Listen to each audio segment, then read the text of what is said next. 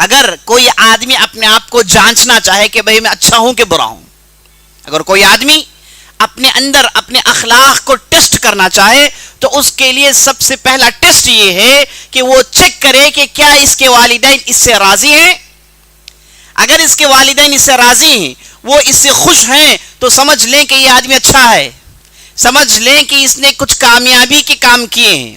اگر اس کے والدین اس سے راضی نہیں ہیں تو یاد رکھ لیں یہ چاہے دنیا کا بہت ہی بڑا آدمی کیوں نہ بن جائے، زمین کا بادشاہ ہی کیوں نہ بن جائے، وہ آدمی کامیاب ہو نہیں سکتا۔ تو والدین ان کی بہت بڑی اہمیت ہے۔ آپ صلی اللہ علیہ وسلم کے پاس عبداللہ بن مسعود پوچھتے ہیں یا رسول اللہ ای العمل افضل، اے اللہ کے رسول سب سے بہتر عمل کیا ہے؟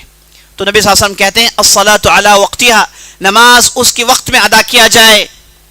پھر پوچھتے ہیں ثم ایو، کہتے ہیں یا رسول اللہ اس کے بعد دوسرے درجہ کس کا ہے؟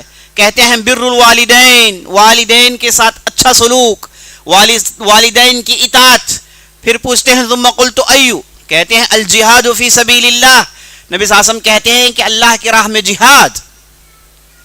تو اسے معلوم ہوا کہ والدین کا مرتبہ اللہ کے رسول صلی اللہ علیہ وسلم کی نظر میں نماز کے بعد ہے۔ نماز اللہ کے لیے، اللہ کی اطاعت و فرما برداری کے بعد دوسرے درجے والدین کی فرما برداری بہت بہت ضروری ہے۔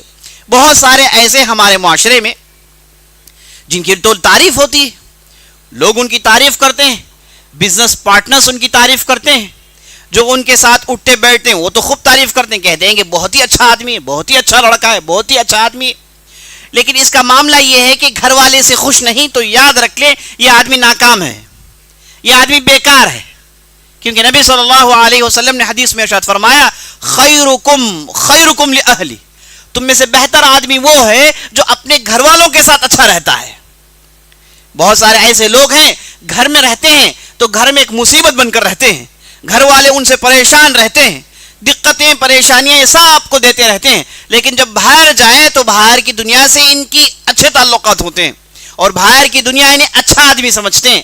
یاد رکھ لیں ایسا آدمی اچھا آدمی ہو نہیں سکتا جو اپنے گھر والوں کے ساتھ اچھا نہ ہو، اور گھر والوں میں سر فہرست والدین ہیں۔